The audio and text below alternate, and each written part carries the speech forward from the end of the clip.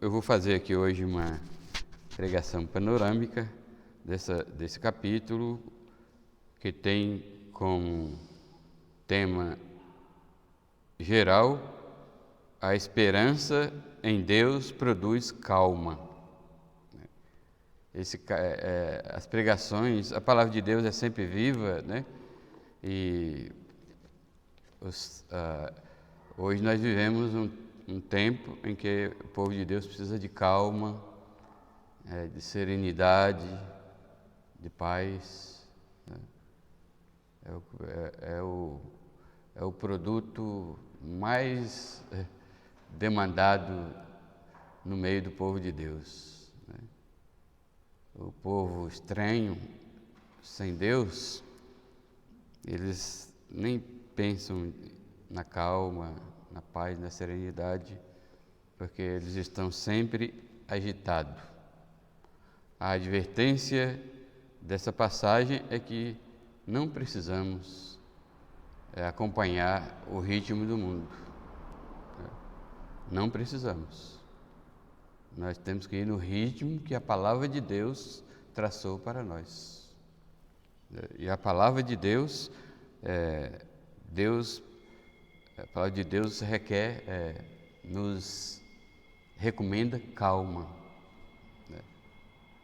Não precisa fazer nada correndo, não precisa fazer nada às pressas, não precisa fazer nada agitado, não precisa temer, não precisa ansiedade, não precisa ficar agitado, não precisa agitação. Por quê? A agitação é resultado de desespero. São as pessoas desesperadas que são agitadas. É o povo que tem por isso que o título é A Esperança Produz Calma. Onde não há esperança, não há calma. Então, a agitação é resultado de desespero, por isso, onde há esperança, também há calma. O fato, eu coloco aqui como fato, o fato de haver problemas, quem não tem problemas? O fato de haver dificuldades, quem neste mundo não tem dificuldade? Jesus não nos enganou, ele disse: no mundo tereis aflições, mas não temais, ou seja, fica calmo, porque eu venci o mundo. Então, o fato de haver problemas, dificuldades, não justifica a agitação do crente, porque o crente é chamado na esperança. As ameaças, o futuro incerto, não são razões para a falta de calma. As necessidades e a escassez, que muitas vezes nos pega, também não são motivos para sua falta de calma. Então, esse capítulo aqui, de novo, como já temos mencionado, ele é uma descrição profética, porque ainda não ocorreu nos tempos de Isaías, é uma descrição profética esses capítulos 40 a 66, é uma descrição profética do retorno do povo de Israel do cativeiro da Babilônia. Enquanto os capítulos 1 a 39 foram descrições proféticas de que Deus ia punir Israel com o cativeiro, a fim de lapidá-los, para que eles se tornassem um povo, como diz lá em Timóteo, um povo zeloso, né? E tementes a Deus, confiante em Deus, e buscasse e mirassem a santidade de Deus no seu viver. Foi por isso que eles foram levados cativos. Da mesma forma, é por isso que Deus nos manda as tribulações, né? As provações. Se você está sofrendo alguma coisa, mesmo que seja pequena, pergunte a Deus qual é o propósito, porque Ele tem um propósito. Alguns deles a gente já sabe. Um deles é para a sua glória, né? Como foi a pergunta dos discípulos a Jesus acerca do cego de nascença: quem pecou, estes os seus pais. Aí, no caso do cego, ninguém pecou, mas Jesus disse, é para que Deus seja glorificado. Então, pergunte para Deus quando estiver passando por alguma provação, não é? Então a gente já sabe, pelo menos um, que é para Deus ser glorificado. E um outro, também visível na Bíblia, é para Deus quer nos conformar com a sua santidade. Ele quer nos lapidar, porque a ordem é: sejam santos, como eu sou santo. E para ser santo é o mesmo que desenvolver, mesmo que seja a conta-gotas, né? Um caráter semelhante ao de Cristo. A igreja, a pregação, o estudo bíblico, revertido em uma prática diária na vida do crente, é para lapidar o seu caráter, para se transformar num caráter semelhante ao do Senhor Jesus. Porque enquanto não tivermos um caráter bem próximo do Senhor, Deus não cessa de nos lapidar. Porque, como Pedro diz no capítulo 1, nossa fé é como ouro. O valor aumenta, tanto mais puro é o ouro. O valor da nossa fé aumenta, tanto mais em nós é formado o caráter de Jesus. Por isso, a mensagem dessa passagem se o tema é esperança produz esperança, então você deve concentrar na esperança em Deus para obter a tão necessária e almejada calma. Porque o que nós precisamos hoje é calma. Até eu preciso calma para pregar. Muitas vezes a gente olha para o relógio, olha para vocês, a gente fica receoso de vocês se queixarem que passou 5 minutos e muitas vezes falta calma até no pregador. Então, eu preciso de muita oração, até para ter calma na pregação, para que Deus seja glorificado e o proveito da pregação seja maior. Então, repetindo, se a esperança produz calma, então você, meu amado irmão, deve concentrar-se na esperança. Em Deus, não é qualquer esperança, é a esperança em Deus para obter a tão necessária e almejada calma. Como? Como você vai concentrar? Primeiro, concentre, conforme o nosso texto, capítulo 53 de Isaías, concentre na única fonte de sua calma. Só existe uma fonte que pode produzir calma em nós. E, de acordo com essa passagem, é a nova aliança de Deus com o seu povo. Lembra que o povo de Deus estava, a profecia de Isaías aqui, está profetizando a volta de Israel do cativeiro de Babilônia.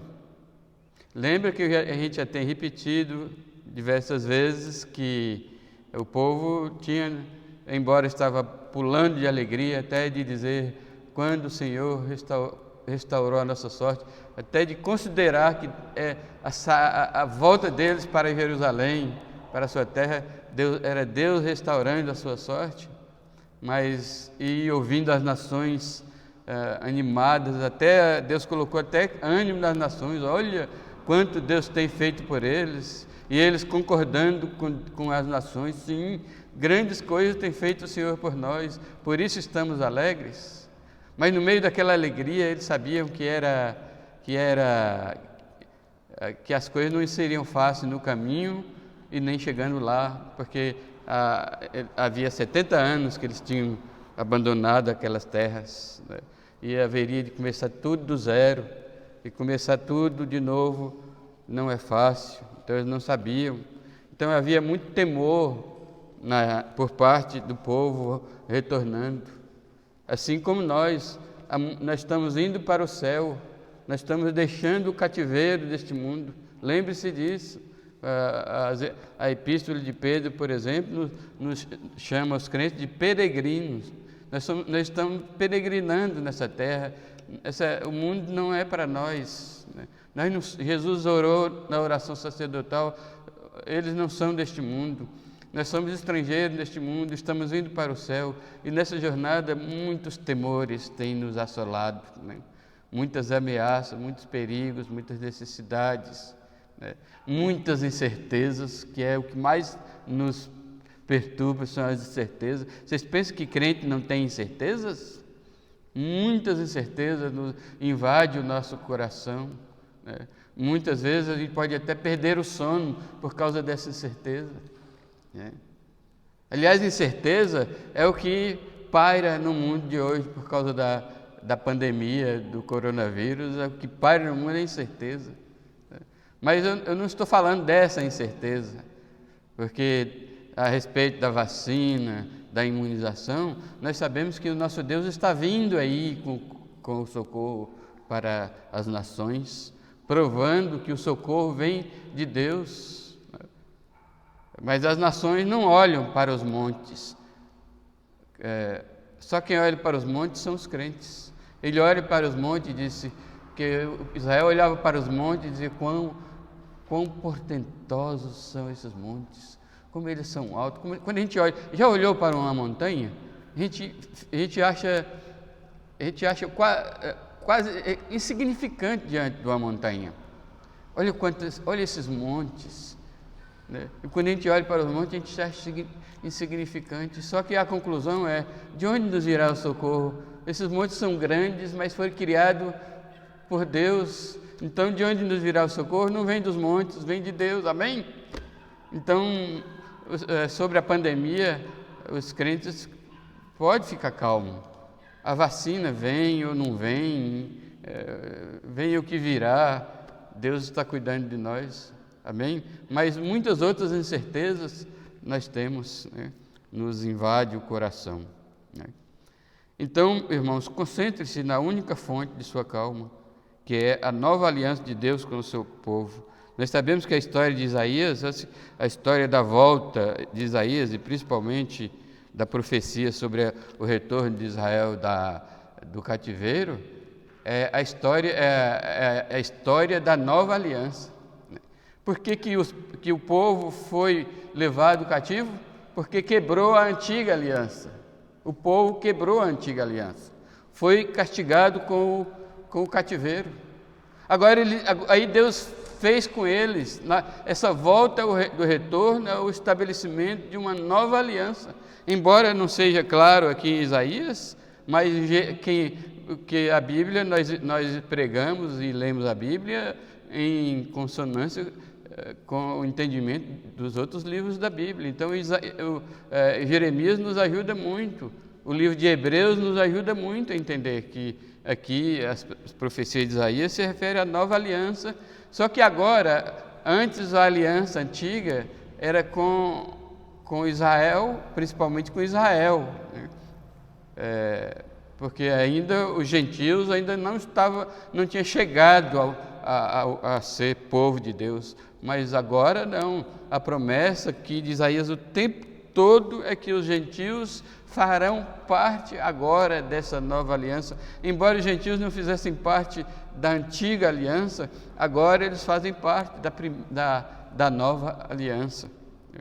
Então, por isso, aí quando o crente medita sobre a nova aliança, aí ele se acalma. É a fonte da nossa calma. Veja como é. Veja se eu tenho razão ou não de afirmar isso. Porque Israel estava de volta, cheio de dúvidas, cheio de suspeitando de ameaças, etc. Mas olha o que Deus disse. Deus diz para eles: mas agora, assim diz o Senhor, o soberano Deus, que te criou, ó Jacó, e que te formou, ó Israel. não temas, ou seja, fica calmo, porque eu te remi. Chamei-te pelo teu nome, tu és meu. Então é Deus renovando a aliança com o povo de Israel. Não fica com medo, você é meu povo. É a mesma forma Ele está dizendo para você, meu irmão, Ele está dizendo para a igreja de Jesus hoje. Aí vem as promessas de calma, né, da aliança. As promessas da aliança é: quando passares pelas águas, eu serei contigo. Quando pelos rios, eles não te submergirão. Quando passares pelo fogo, não te queimarás, nem as arderá em ti. É claro que essas promessas, embora muitas coisas aqui Israel passou, né? Israel passou pelas águas várias vezes, né? Pelo menos 2 vezes eles passaram pelas águas do Mar Vermelho, pelas águas do Rio Jordão, não é verdade? Né? Mas aqui são metáforas para as provações, né, que os crentes vão passar no caminho de retorno para a sua pátria.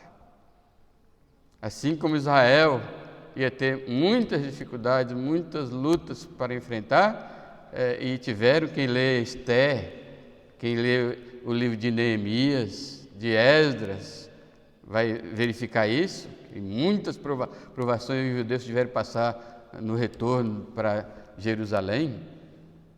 Mas Deus estava com eles: eu serei contigo, e você não vai ser destruído pelas águas, pelas chamas do fogo. Assim somos nós indo para o céu, porque também nós fazemos parte da nova aliança. A nova aliança é universal, tem participação nela os judeus, tanto quanto os gentios. Agora, a nova aliança, a antiga aliança era feita com base na lei, mas a nova aliança é feita com base em Cristo. Lembra que do Evangelho de João, a lei foi dada por Moisés, porém a graça e a verdade veio por meio de Cristo? Logo no capítulo 1 de João. Aí, renovando essa aliança, Deus reforça essa aliança, e Ele diz: por que Deus está conosco no meio das provações, quer seja fogo, rio, Deus está no meio de nós, né? Aliás, isso nos faz lembrar de Daniel, dos companheiros de Daniel. Foi jogado no meio do fogo, foi jogado 3, e o rei Nabucodonosor, quando olhou, viu 4. É porque Jesus está no meio do fogo. Só que fogo lá era fogo literal. Aqui fogo são as provações, as dificuldades, as ameaças que tentam tirar a nossa serenidade, a nossa calma, tenta franzir o nosso rosto, bater o nosso coração, ficarmos com medo, perdermos o sono, perdermos a paz. Mas Deus não nos chamou para a agitação, Deus nos chamou para a calma. Ele diz: porque eu sou o Senhor teu Deus, o Santo de Israel, o teu Salvador, Rei. Dei o Egito por teu resgate, a Etiópia e Sabá. Ele diz: não tenha medo, a vitória virá sobre você, visto que foste. Ou seja, Deus preserva Israel.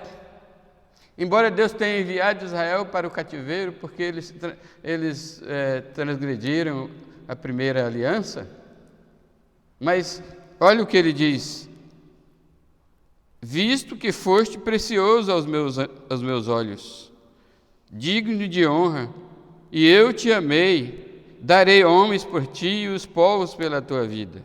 Não temas, porque sou contigo, trarei a tua descendência desde o Oriente e a juntarei desde o Ocidente. Direi ao norte: entrega ao sul, não retenhas. Trazei meus filhos de longe, as minhas filhas da extremidade da terra. Veja que maravilhoso. Por que Israel é precioso? E é tão precioso que agora eles estão voltando para o Egito. Assim como Deus tirou Israel do Egito, trouxe para a terra prometida, Ele está tirando agora da Babilônia e da Assíria, do cativeiro, para o retorno para Israel. Por que Deus está fazendo isso? Porque Israel é precioso. Agora, por que Deus é precioso? Adivinha? Israel é precioso, irmãos, porque o Messias vinha de Israel, viria de Israel. Jesus tinha que nascer em Belém, da Judéia. Jesus tinha que crescer um judeu normal. Jesus tinha que sofrer e padecer do lado de fora de Jerusalém, mas ainda em Israel. Então, Israel é um povo precioso.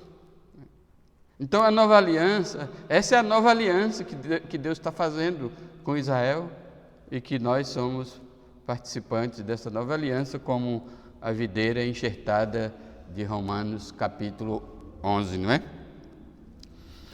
Então, aí ele diz, não temas, fica calmo, a jornada será difícil, mas eu estou contigo, não temas, porque sou contigo, e trarei a tua descendência desde o Oriente, e a ajuntarei desde o Ocidente. Então, Deus está trazendo Israel de volta para a sua terra. Agora, deixe-me dizer que essa promessa não se refere, como é uma profecia, e a profecia de Isaías tem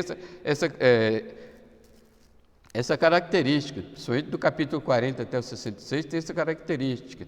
Envolve a volta, o retorno de Israel do cativeiro, mas também envolve o retorno de Israel da diáspora.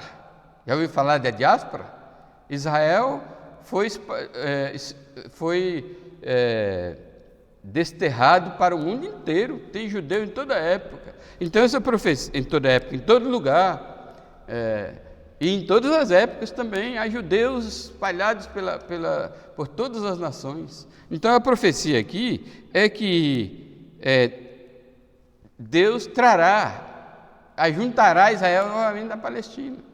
Isso começou em 1948, quando Israel, que não tinha pátria, não tinha terra, não tinha um lugar que pudesse dizer seu. Aí, em 1947, a ONU concedeu-lhe a volta para um pedacinho da Palestina, depois que eles foram conquistando com as guerras, conquistando até pedacinho por pedacinho, né?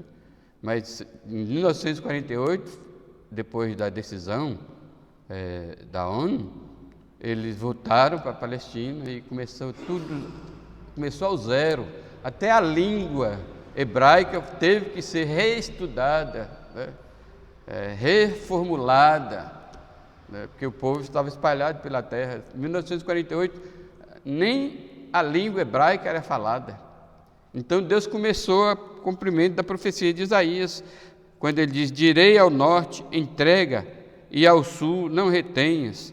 Traze meus filhos de longe e minhas filhas das extremidades da terra. A todos os que são chamados pelo meu nome, os que criei para a minha glória e que formei e fiz. Então é uma profecia que abrange o retorno da Babilônia e do cativeiro da Assíria, mas também envolve o retorno de Israel da diáspora,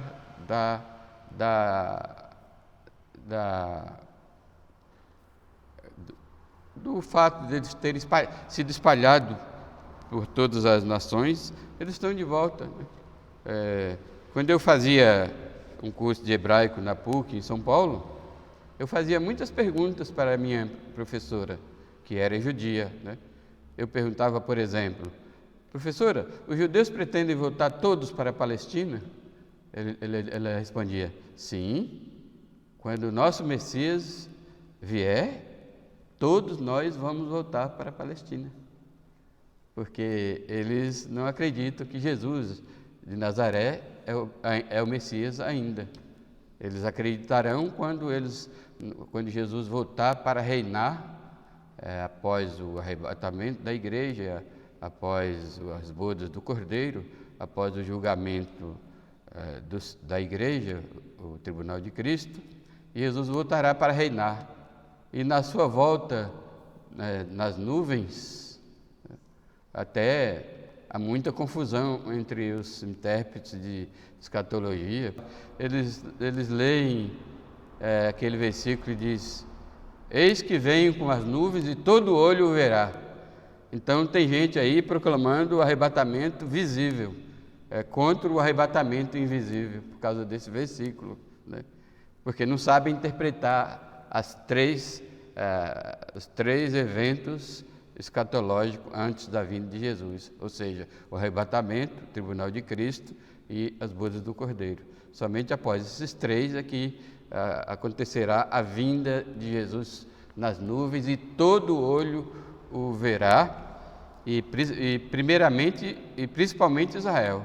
Quando Israel, Mateus capítulo 24 também, que há muita confusão dos intérpretes, mesmo os intérpretes que são dispensacionalistas, mesmo os intérpretes que são pré-milenistas, confundem muito Mateus 24 com Mateus 20, e Mateus 25. Mateus 24, Mateus 25, não se refere ao arrebatamento de jeito nenhum, se refere à vinda de Jesus para reinar, né? E então, quando Mateus 24 diz assim, então aparecerá no céu o sinal do Filho do Homem. E é nessa hora que a alegria de Israel vai explodir de alegria. O nosso Messias está vindo, né? Só que quando o Messias descer e pisar do Monte das Oliveiras, que eles olharem para o Messias, quem é esse? É Jesus de Nazaré, é o filho de Maria, criado por José. E aí não tem jeito de rejeitar. Não terão jeito de rejeitar Jesus de Nazaré. Então, a resposta da professora é: quando o nosso Messias vier, todos os judeus vão voltar para a Palestina. Isso eu fazia essa pergunta para experimentar se os judeus estão conscientes disso. E eles estão conscientes de que os judeus todos voltarão para a Palestina quando o Messias vier. Então, essa profecia de Isaías é muito clara quando diz: não temas, porque eu sou contigo, trarei a tua descendência desde o Oriente e a juntarei desde o Ocidente. Direi ao norte, entrega, e ao sul, não retenhas. Traze meus filhos de longe e minhas filhas das extremidades da terra, e a todos os que são chamados pelo meu nome, os que criei para mim, para minha glória, e que formei e fiz. Viu?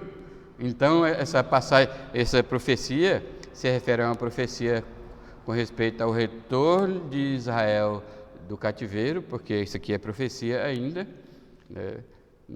Israel não estava voltando nessa época de Isaías, nessa profecia de Isaías, mas também se refere ao retorno de Israel, todos os judeus, para a Palestina na vinda de Cristo.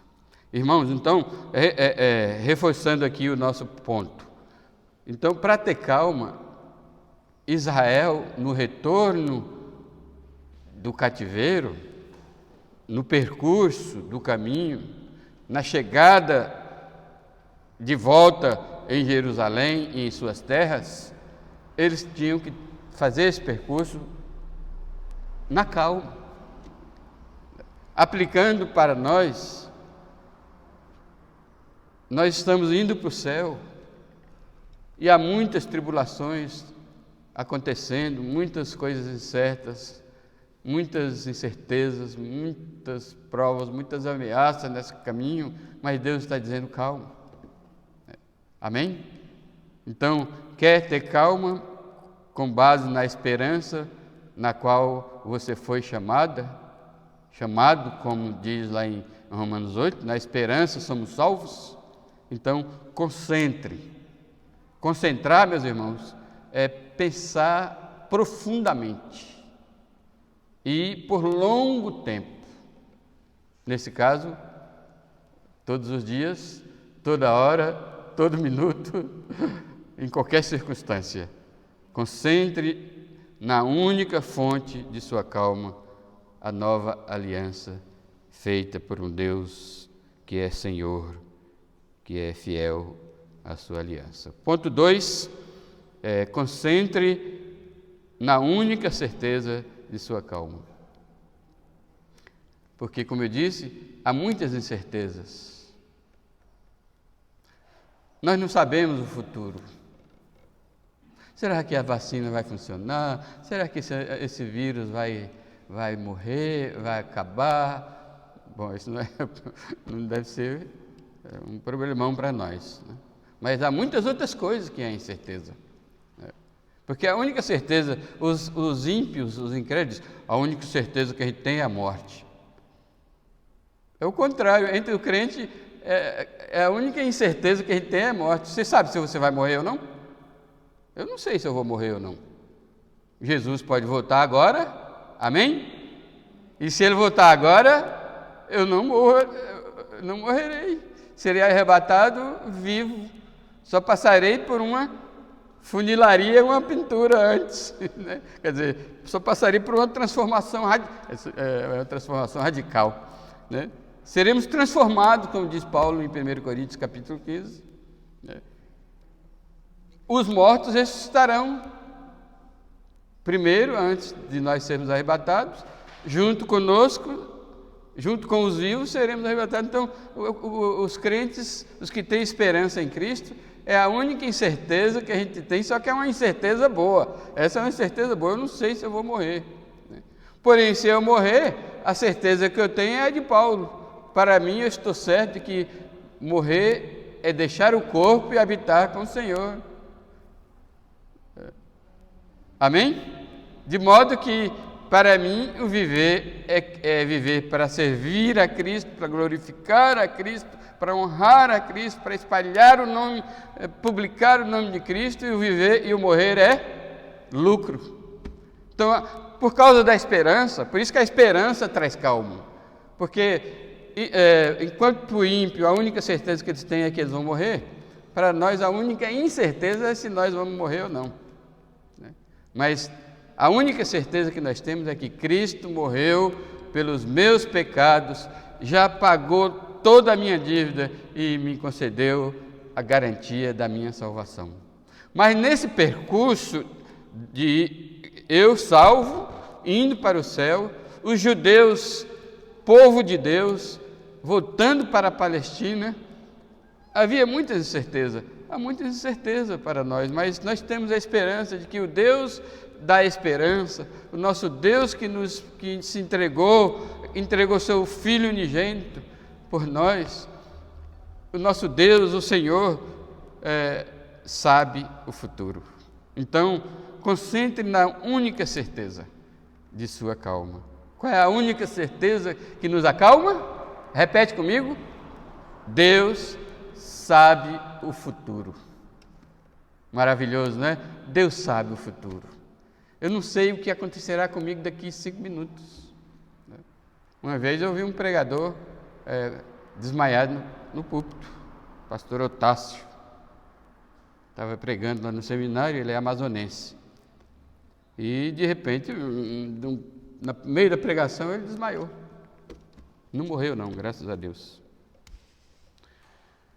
Então, eu não sei o que vai acontecer daqui 5 minutos. Muita incerteza, mas eu estou calmo. Amém? Você está calmo? Porque o seu futuro está nas mãos de Deus. Onde eu vou morar? Com quem que eu vou me casar? Essa é a preocupação do Natan e a Natália, né? Onde eu vou morar? Com quem eu vou me casar? Qual é a minha profissão? Foi uma das coisas que mais marcou em minha vida quando eu me converti, é porque eu era muito ansioso com respeito a essas coisas. Quando eu fui salvo, logo eu entendi que Deus conhece o meu futuro e planejou o meu futuro.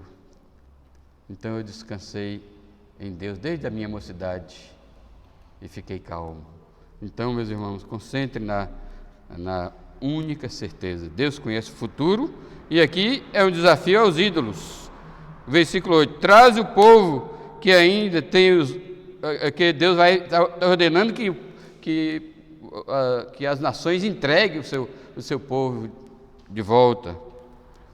Mas ele está fazendo isso por Israel, mesmo Israel não merecendo. Não é por obras, não é por merecimento. Meus irmãos, eu não merecia no dia 14 de abril de 74, quando eu fui salvo pela graça. Eu não mereço hoje ser salvo para o céu. Eu não mereço as bênçãos que Deus tem para mim e para você. Nós não merecemos nada, né? Por causa do que nós vamos verificar aqui agora.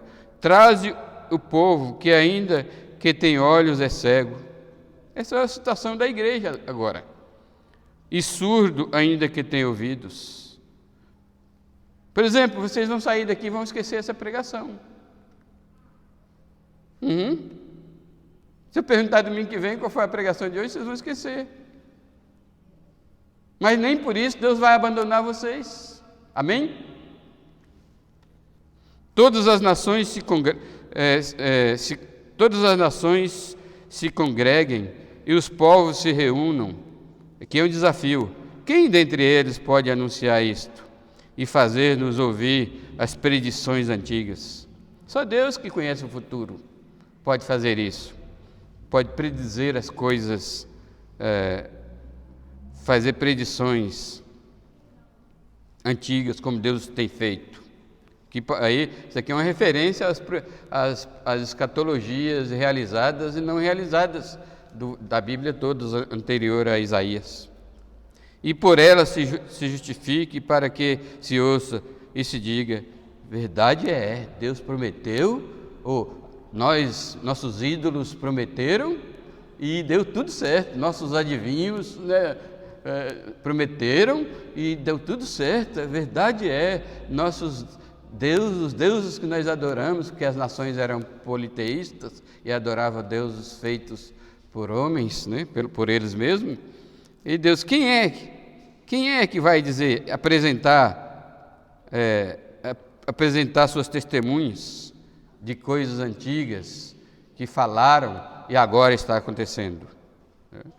Vós sois, aí agora Deus apela para Israel: vós sois minhas testemunhas, diz o Senhor, o meu servo a quem escolhi.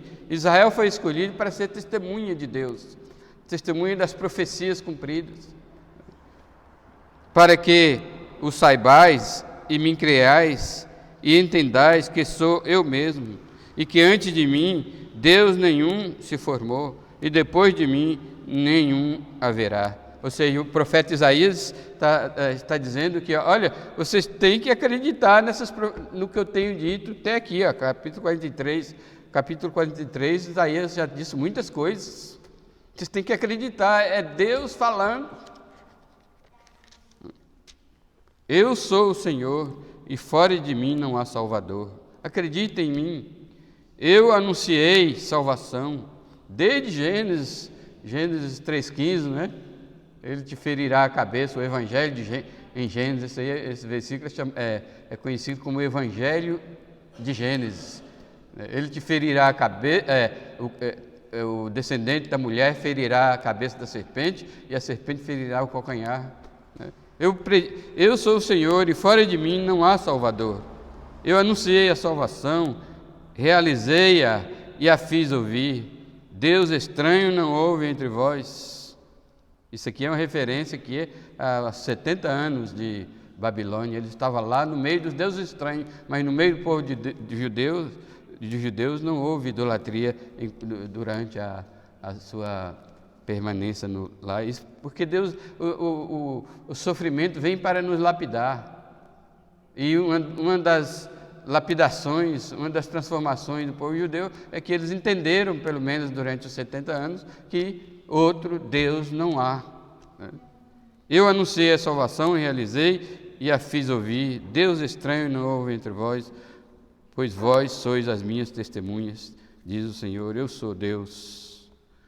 Ainda antes que houvesse dia, eu era, e nenhum há que possa livrar alguém das minhas mãos. Agindo eu, Isso aí é que traz grande força à nossa calma, que reforça a nossa calma.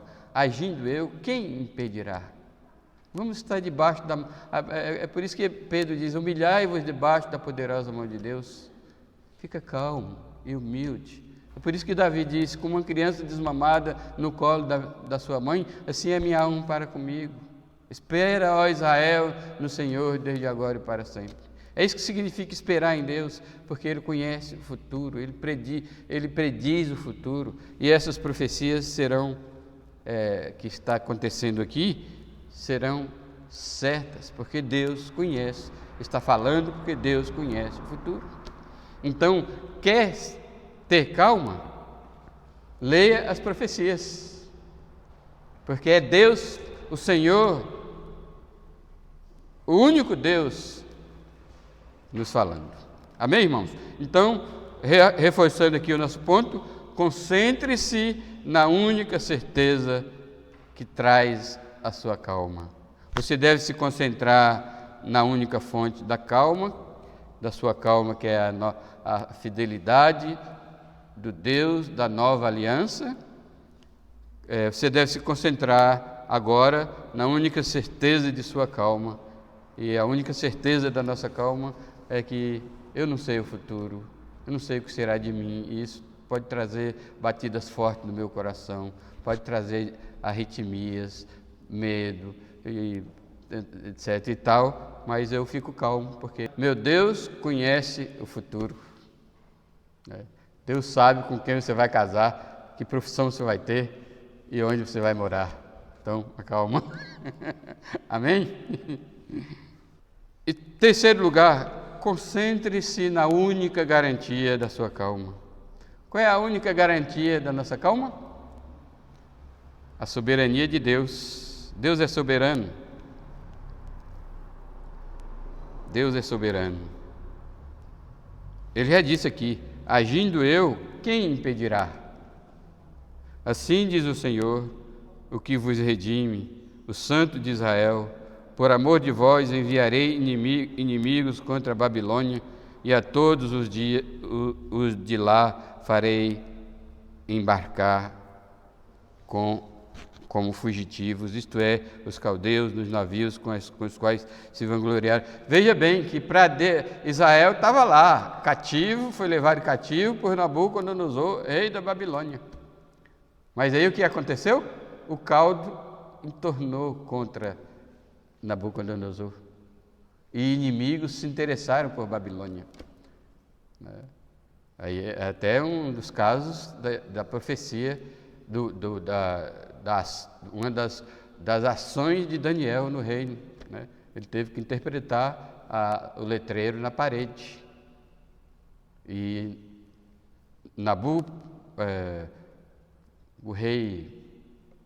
o filho de Nabucodonosor, é que reinava naquele tempo, no lugar do pai, mas ele era um vândalo e não levava a sério nada, e era muito dado a divertimento e ao pecado, mas nesse dia Daniel teve que ler a profecia, e no mesmo dia ele foi vencido pelo rei Dario. Certo? Que o reino da Babilônia se tornou um reino medo-persa, certo? Foi aí que começou, que se desfez a Babilônia. A Babilônia teve basicamente duas fases como Babilônia antiga, antes do cativeiro, antes de Nabucodonosor, e Babilônia conquistada pela Síria, e agora chamada Nova Babilônia ou Neo-Babilônia, e agora Babilônia desfeita. E veio o rei Ciro, veio o rei Dario, depois veio o rei Ciro, que foi o servo de Deus que liberou o povo judeu para voltar para a sua terra. Então Deus promete, porque aqui é profecia, né? Então Deus promete desbaratar Babilônia.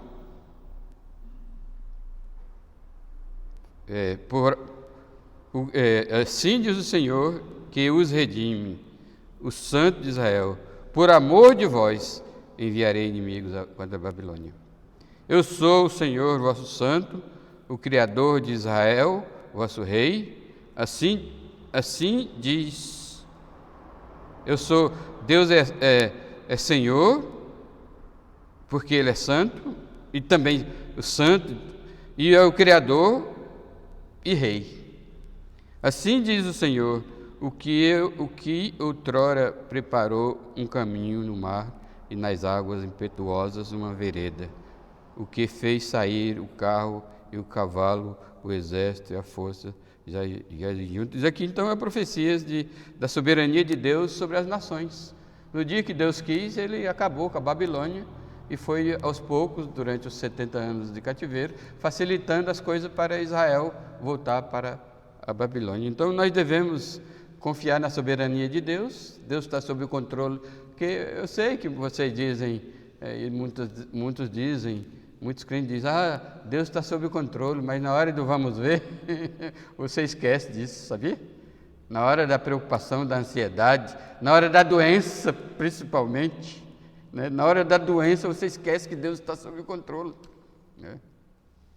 Uma das coisas que Deus abençoou a minha irmã é que ela esteve constantemente, sem esquecer que Deus estava sob controle, por isso ela estava sempre calma, morreu calma, né? Nunca vi a minha irmã Isabel agitada. Morei lá um mês e repeti isso durante 11 meses, ficando 3 dias ou 4, e só via calma. Ligava para ela, conversava, só calma. Ela não repetia, Deus está sob o controle, a gente não precisa ficar repetindo que Deus está sob o controle, a gente sabe que Deus está sob o controle. A gente tem que demonstrar, pela nossa calma, né, que Deus está sob o controle, não é pela boca que a gente demonstra fé em Deus. Tem muita gente que tem fé em Deus, mas é só da boca para fora, como diziam os antigos. Nós temos que demonstrar em nossas vidas, em nossa prática diária, em nosso relacionamento com o nosso cônjuge, com nossos filhos, principalmente em casa, que nós demonstramos que Deus está sob o controle, porque a hora da agitação é quando chega em casa, ou então quando coloca a cabeça no travesseiro. É fácil dizer, Deus está sob o controle, mas e aí? Na sua vida, as pessoas podem ver em seu rosto a serenidade? As pessoas podem ver em sua vida calma? Então, meus irmãos, concentre-se na única garantia da nossa calma. Nós somos calmos porque Deus é soberano, Ele pode mudar as circunstâncias, Ele pode erradicar esse coronavírus aí, se Ele quiser, em um estalar de dedos.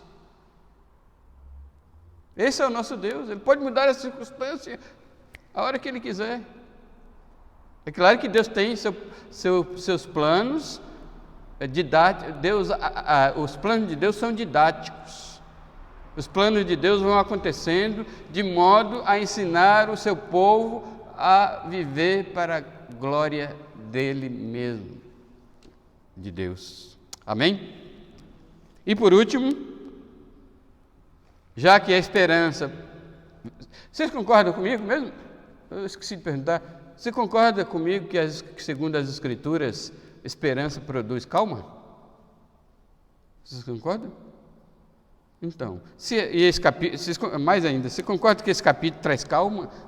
É Deus acalmando o povo de Israel no retorno do Egito? Vocês concordam comigo também? Então, já que esperança traz calma, e você deve, então, concentrar na esperança para obter essa calma tão desejada, tão esperada, tão necessária, em qualquer época. Não precisa ter coronavírus para a gente apelar para a calma das pessoas, não. O coronavírus vai passar, se Deus quiser, o mais rápido possível. E o mundo vai voltar à agitação até maior ainda do que nessa época do coronavírus. As pessoas vão estar preocupadas, ansiosas, agitadas, Mas os crentes devem olhar para a esperança e ter calma, porque a esperança produz calma. E para isso você tem que concentrar, por último aqui, na única maneira pela qual você obterá a sua calma. Qual é a única maneira de obter essa calma oferecida por Deus, pela sua nova aliança, pelo seu conhecimento do futuro, pela sua soberania? Como é que nós nos apropriamos dessa calma, meus irmãos? Adivinha? Agora você tem que adivinhar. Não precisa adivinhar, olha para cima. É através da oração. A falta de calma é porque os crentes não têm a oração como a primeira atitude da sua vida. A maioria, antes de orar, se agitam. E eu lembro que eu comecei essas pregações de Isaías dizendo: não, a oração é a primeira medida, confiar em Deus é a primeira medida. Não corra atrás de nada antes da oração. Calma.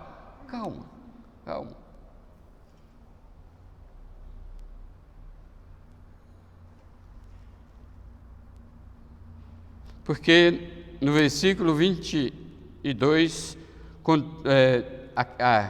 a queixa de Deus aqui é com todas essas promessas, com toda essa garantia das profecias. O Israel do tempo de Isaías e o Israel do tempo da volta do cativeiro. Os crentes e a igreja de hoje, mesma coisa. Os crentes, o povo de Deus, só muda de endereço.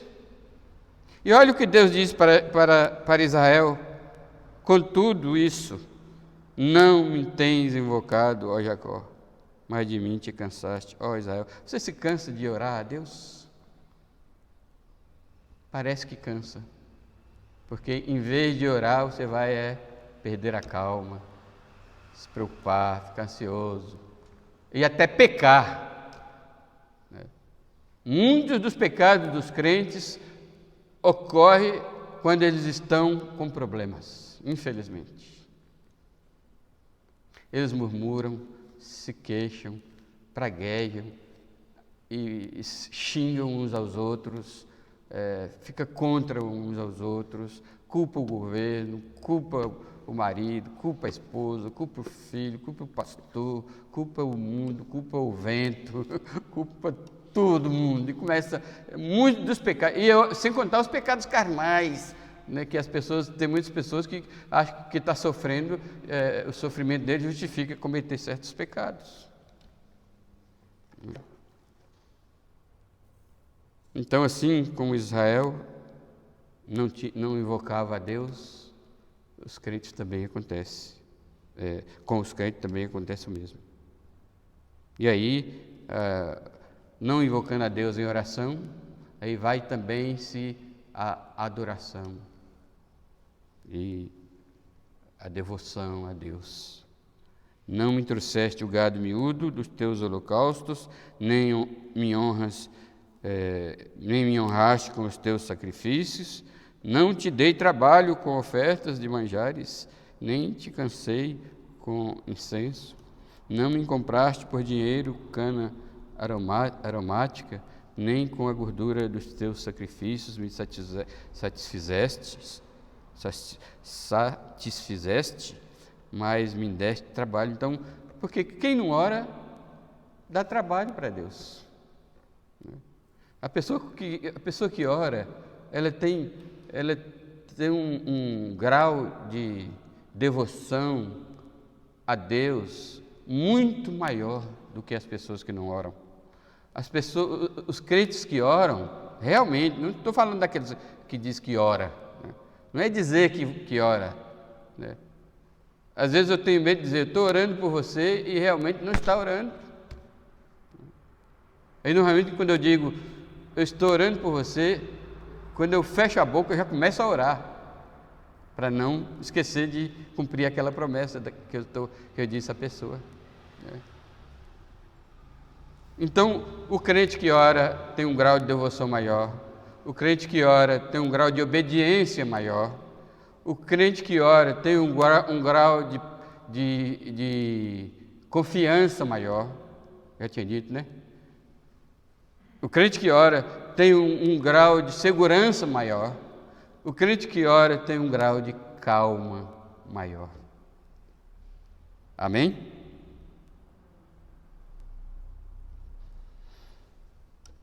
E agora, a vida cristã, retomando aqui, para finalizar, a vida cristã é um perfeito paradoxo. A vida cristã é um paradoxo. Não se preocupe com paradoxos.